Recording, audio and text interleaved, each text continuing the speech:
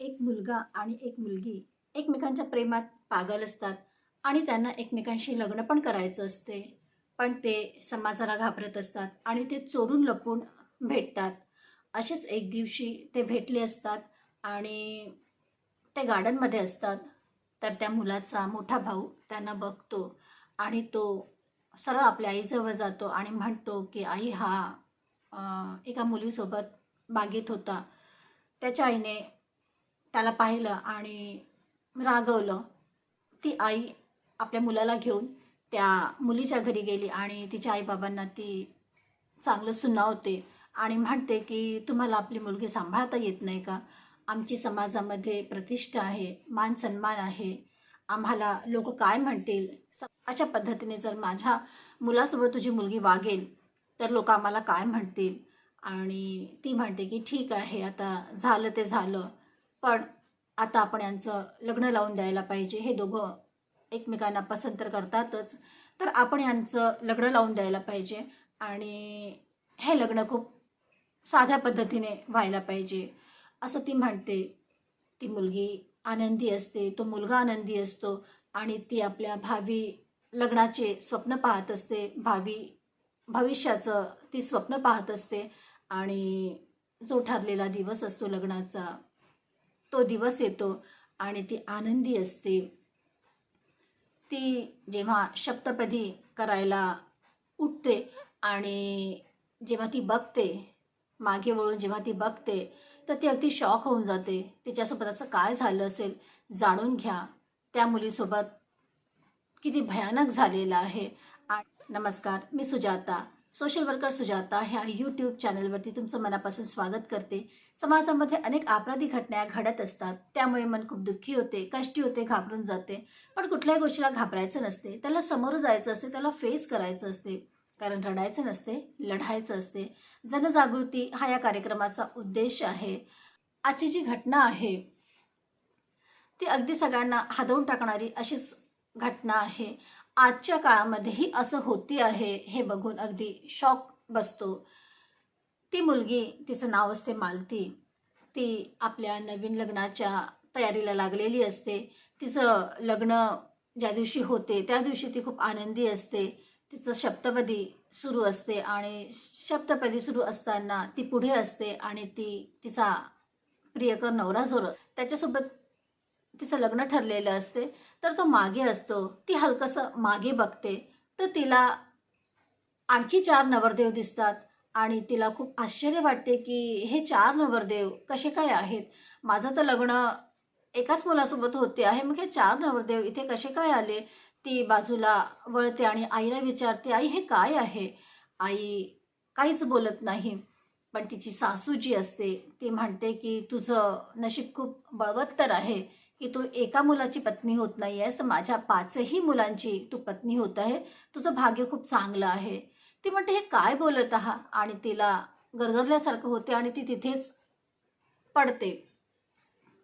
त्यानंतर जेव्हा तिचे डोळे उघडतात तेव्हा ती आपल्या सासरी आपल्या रूममध्ये बसलेली दिसते. ती आरडाओरड करते की मी इथे कशी आलेली आहे? तर तिची सासू तिच्या रूममध्ये येते आणि म्हणते की तुझं लग्न झालेलं आहे आणि तू आलेली आहे, आता हेच घर तुझं आहे. तर ती म्हणते की नाही नाही, माझं तर जो माझा प्रियकर आहे तुमचा मुलगा, माझं त्याच्यासोबतच लग्न होणार आहे. बाकीचे हे 4 मुलं आहेत त्याच्यासोबत माझं लग्न झालेलं नाही, हे खूप चुकीचं आहे, असं कसं होऊ शकते? तर ती म्हणते की तू इतकी पण इनोसंट नाही आहे.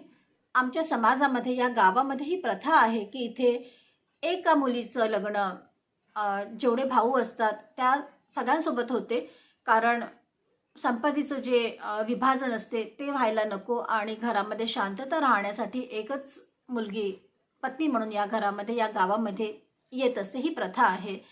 तर ती म्हणाली मुलगी की मला ही प्रथा मान्य नाही. मालती खूप रडायला लागली. तिची सासू तिचं काही ऐकत नाही आणि ती तिथून निघून जाते आणि म्हणते की तू नीट लवकर तयार होऊन जा. मालती खूप रडते, खूप रडते. तिला असं वाटते हे मी कुठे येऊन फसलेली आहे. ती आजूबाजूला बघते तर तिथे तिला एक खिडकी दिसते, ती उघडलेली असते. तर ती तिथून उडी घेते आणि सरळ ती पळून जाते. आपल्या आईबाबांकडे. आईला घरी गेल्यावरती आईला ती सांगते की आई, माझ्यासोबत दगा झालेला आहे, मला फसवण्यात आलेलं आहे. मला तर एका मुलासोबत लग्न करायचं होतं, पण मी 5 मुलांची पत्नी कशी काय होऊ शकते? हे असं कसं होऊ शकते? आपण आत्ताच्या आता पोलीस स्टेशनमध्ये जाऊ आणि यांच्या विरुद्ध कंप्लेंट करू. आई शांतच असते, आई काहीच बोलत नाही. मग ती बाबांजवळ जाते आणि म्हणते की बाबा, तुम्हाला माहिती आहे का तुमच्या मुलीसोबत काय झालेलं आहे? मी 5 मुलांची पत्नी कशी काय होऊ शकते? आणि मला हे लग्न मान्य नाही आहे. मला हे लग्न तोडायचं आहे आणि मला पोलीस स्टेशनमध्ये जाऊन कंप्लेंट करायचं आहे. बाबा, तुम्ही लवकर तयार व्हा, आपल्याला जायचं आहे. तिचे बाबा पण शांतच असतात. ती कधी आईजवळ जाते, कधी बाबांजवळ जाते, पण कोणी काहीच बोलत नाही. जेव्हा घरी तिची सासू बघते की ही रूममध्ये नाही आहे, तेव्हा तिला कळते की ती आईबाबांकडेच गेलेली असेल. मग तिची सासू आणि तिचे 5 पती हे सगळे पण तिच्या आईकडे म्हणजे तिच्या माहेरी जातात आणि तिथे तर ती मालती असतेच. मालती म्हणते की मी तुमच्यासोबत येणार नाही. मी ज्याच्यावरती प्रेम केलं होतं मला त्याच्यासोबतच राहायचं आहे. मला त्याच्यासोबतच लग्न करून आयुष्य काढायचं आहे. मी हे 4 नवरे नाही सहन करू शकणार. तर तिची सासू म्हणते की आता जास्त नाटकं करू नको. तुझ्या वडिलांनी, तुझ्या आईबाबांनी तर तुला विकलेलं आहे आमच्याजवळ आणि आम्ही तुला खरेदी केलेलं आहे. तुझ्या बाबांची शेती, हे ज्या घरामध्ये तुम्ही राहता ते घर आणि तुझ्या भावाला फॉरेनमध्ये शिकवण्याचा सगळा खर्च आम्ही केलेला आहे. त्याऐवजी तुझं लग्न माझ्या 5ही मुलांसोबत करायला ते तयार झालेले आहेत आणि आता तू जास्त काही नाटकं करू नको आणि तू लगेचच घरी चल. ती जेव्हा तिच्या आईबाबांकडे बघते तर ते खाली बघतात. तिला समजते की आपल्यासोबत आईबाबांनी सुद्धा दगा केलेला आहे आणि तिला हे वाटते की आता आपल्याकडे काही ऑप्शन नाही आहे आणि ती तिच्या सासरी निघून जाते. ती तिच्या खोलीमध्ये, तिच्या बेडरूममध्ये बसलेली असते आणि तिचा मोठा नवरा म्हणजे मोठा भाऊ जो असतो, 5 मुलांमध्ये जो सगळ्यात मोठा मुलगा असतो, तो तिच्या खोलीमध्ये जातो. ती आरडाओरड करते, ती रडते, पण त्याला काही फरक पडत नव्हता आणि तो तिथून निघून जातो. दुसऱ्या दिवशी तिला असं वाटते की माझा जो प्रियकर नवरा आहे तो आज येणार आहे. तर मग ती तयार होते आणि त्याची वाट बघत असते. तर तो येतो आणि ती म्हणते की बघ, तुझं माझ्यावरती खूप प्रेम आहे. तू असं कसं मला इतरांसोबत वाटून घेऊ शकतोस? तुला तुझी काही मजबुरी असेल तर आपण इथून पळून जाऊ, कुठेतरी दुसरीकडे जाऊन राहू आणि माझ्याकडे दागिने आहेत, थोडेफार पैसे आहेत, तर हे सगळं घेऊन आपण पळून जाऊ इथून आणि आपण आपलं आयुष्य आपल्या हिशोबाने जगू. तर तो मुलगा म्हणाला की नाही, मी माझं घर सोडून कुठेच जाणार नाही आहे. या घरची ही प्रथा आहे, या गावातली सुद्धा ही प्रथा आहे. तर आम्ही तर न्यायानेच वागतो आहे, कारण ही प्रथा आहे. त्याला कोणीच कोलमडू शकत नाही, कोणीला नाकारू शकत नाही आणि तुलाही हे नाकारायला नाही पाहिजे. माझे 5ही भाऊ म्हणजे माझे जे 4 भाऊ आहेत त्यांच्यासोबत तू जसं माझ्या सोबत राहतेस तसंच त्यांच्यासोबत पण राहा, कारण ते सुद्धा आता तुझे पती झालेले आहेत. जेवढा हक्क तुझा माझ्यावर आहे तेवढाच हक्क त्यांचा सुद्धा तुझ्यावर आहे. म्हणून त्यांनाही समाधानी ठेव आणि जे झालं त्याला ॲक्सेप्ट कर आणि आई जसं म्हणते तसं तू कर. ती मुलगी खूप रडते, खूप रडते. ती त्याला खूप समजवण्याचा प्रयत्न करते, पण तो समजण्या पलीकडे असतो आणि तो खोलीतून निघून जातो. ती मुलगी एकटीच खूप रडत राहते आणि विचार करते की आता जे झालेलं आहे त्याला तर मला सामोरं जाणंच आहे आणि याला मी नाकारू शकणार नाही. मग ती हे भाग्य म्हणून त्या घरामध्ये राहण्याचा निर्णय करते. दुसऱ्या दिवशी सकाळी ती जशी नवीन नवरी उठते तशी ती उठते, तयार होते आणि आपल्या 5ही नवऱ्यांसाठी ती त्यांच्या आवडीचा नाश्ता तयार करते आणि सगळ्यांसोबत चांगली वागते. हा जो तिच्यामधला चेंज झालेला आहे ते तिची सासू बघत असते, नोटीस करत असते आणि तिला आश्चर्य वाटते की कालपर्यंत जी मुलगी खूप रडत होती आज ती इतक्या सहजासहजी कशी तयार झालेली आहे. आणि पण मालतीच्या डोक्यात असं असते की मला यांचा सूड घ्यायचा आहे. ज्या मुलाने मला फसवलेलं आहे, ज्याने लग्न करून मला इथे आणलेलं आहे, ज्याने मला फसवलेलं आहे, आता मी त्याला जळवण्याचा ती प्रयत्न करते आणि ती अ, सगळ्यांसोबत खूप चांगली राहते, नॉर्मल राहते, सगळ्यांना आश्चर्य वाटते. तिसऱ्या दिवशी तिचा तिसरा जो नवरा असतो तो तिच्या बेडरूममध्ये जातो आणि तो तिला म्हणतो की बघ, तुला जेवढा वेळ घ्यायचा असेल तेवढा वेळ घे, मला कुठल्याच गोष्टीची घाई नाही आहे आणि तेव्हा पण आपण ॲज अ फ्रेंड राहू शकतो.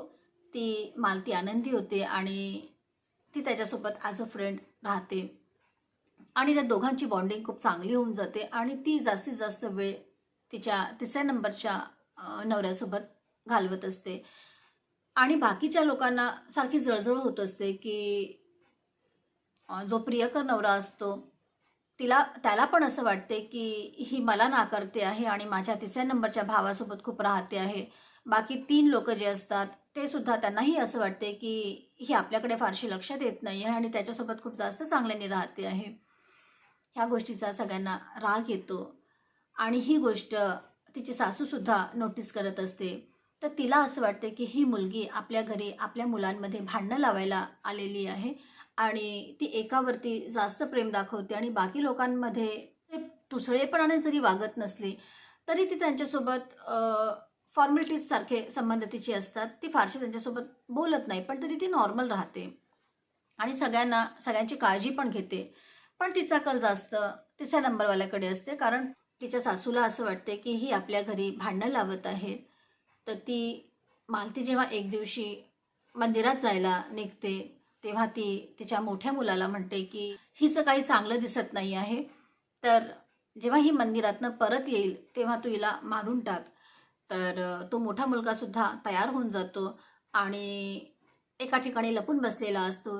जेव्हा कोणी त्याला ओळखू शकायला नाही पाहिजे म्हणून त्याने स्वतःला पॅक केलेलं आणि तो तिच्याजवळ जातो, सुरी घेऊन जातो आणि तिला मारण्याचा प्रयत्न करतो. पण तिकडनं तिचा तिसऱ्या नंबरचा जो नवरा असतो तो येत असतो आणि तो बघतो की तर तो त्या मुलाकडनं सुरी ओढून घेतो, चाकू ओढून घेतो आणि त्याला मारून टाकतो. आणि हे सगळं तिचा प्रियकर नवरा बघत असतो. त्याला तर तसंही आपल्या तिसऱ्या नंबरच्या भावाचा रागच येत असतो, कारण त्याला असं वाटते की मालती तर माझी प्रियसी होती, माझ्यासाठी ती लग्न करून इथे आलेली आहे, पण हा जो आहे तिसऱ्या नंबरचा भाऊ तोच तिच्या मागे पुढे खूप करतो. तर त्याला तर तसाही रागच असतो आणि तो संधी बघतो आणि तो म्हणतो की तू काय करतो आहेस इथे, आणि तो चाकू ओढतो आणि त्याला मारून टाकतो. मालती तिथेच खूप रडत असते आणि तो जो प्रियकर असतो तो तर मनातून खुश असतो की अरे याचा तर काटा निघूनच गेला. रडत रडत मालती आपल्या घरी येते आणि जेव्हा तिची सासू तिला बघते तर तिला आश्चर्य वाटते की अरे हिला तर आज मरायचं होतं, माझा मुलगा तर हिला मारायला गेला होता, मग ही जिवंत कशी काय घरी आलेली.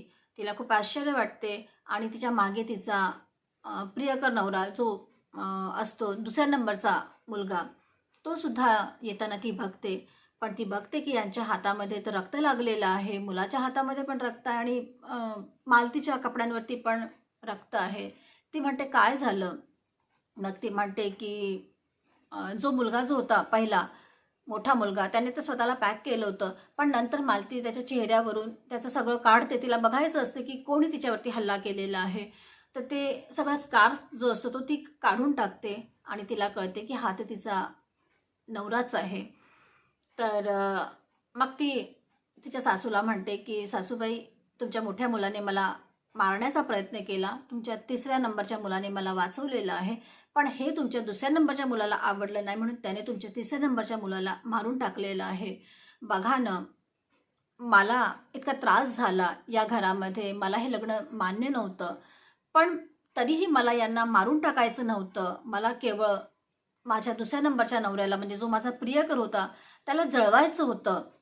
पण तुम्ही अशा आहात की तुम्ही स्वतःचं घर उद्ध्वस्त करून टाकलं, तुम्ही स्वतःच्या मुलांना मारून टाकलेलं आहे. तुम्हाला मला मारायचं होतं, पण म्हणतात ना की जो दुसऱ्यांना त्रास देतो, तो दुसऱ्यांना वाईट पाहतो, त्याच्यासोबत नेहमीच वाईट होते आणि तुमच्यासोबत पण तेच झालेलं आहे. सासूबाई खूप रडते. तिला पश्चाताप पण होतो की आपण हे काय केलेलं आहे.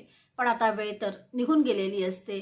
प्रथा, परंपरा, रूढीच्या नावाखाली आपण खूप पुरातन संस्कृतीला जपतो आहे.